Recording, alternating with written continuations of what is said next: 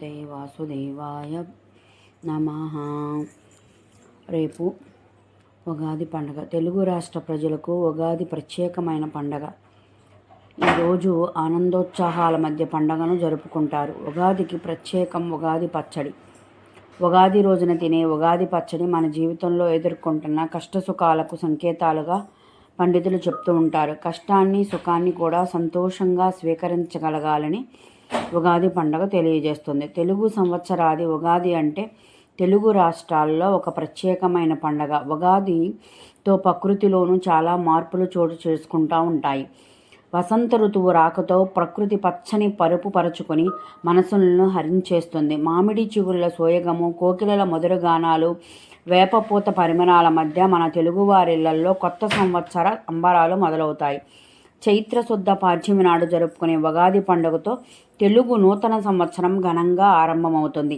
ఈ ఏడాది ఉగాది మార్చి 19న రేవతి నక్షత్రంలో ప్రవేశంలో రానుంది. కష్టసుఖాల మేళవింపుగా గడిచిన కాలానికి వీడ్కోలు పలుకుతూ ఆశలతో నిండిన కొత్త సంవత్సరాన్ని ఆహ్వానించేందుకు ఇదొక శుభ సమయం.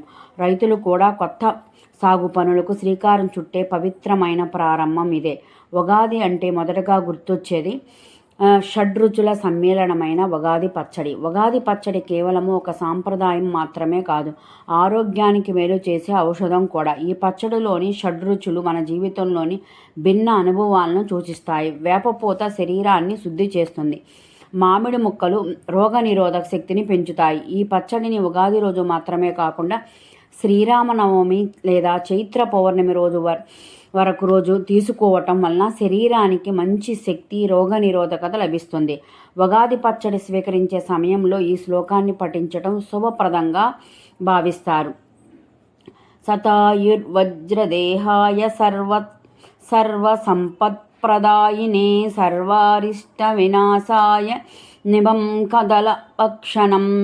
వజ్రంలా దృఢమైన శరీరము, 100 ఏళ్ల ఆయుష్, సమస్త సంపదలు కలగాలని, అన్ని అపాయాలు వ్యాధులు తొలగిపోవాలని కోరుకుంటూ ఈ ఉగాది పచ్చడిని భక్తితో స్వీకరిస్తూ ఉంటారు. ఉగాది పచ్చడి తయారీ వెనుక దీని అర్థం ఉంది. సంవత్సరం మొత్తం ఎదురయ్యే కష్టాలు సుఖాలు సమానంగా స్వీకరించగల సంసిద్ధతను పొందటం. పచ్చడిని దేవుని వద్ద ఉంచి పూజించి తరువాత కుటుంబ సభ్యులతో బంధుమిత్రులతో విందు చేసుకుంటారు. వసంత ఋతువులో వచ్చే వ్యాధుల నుంచి రక్షణ కోసం వేప పువ్వులను వాడి పచ్చడి చేయటం శాస్త్రీయ ఆచారం. ఉగాది పచ్చడి 6 రుచుల కలయిక.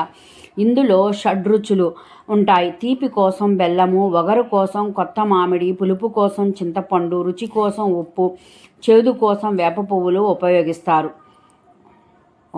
అందరికీ ముందుగా ఉగాది పండగ శుభాకాంక్షలు. ఓం నమో భగవతే వాసుదేవాయ నమః.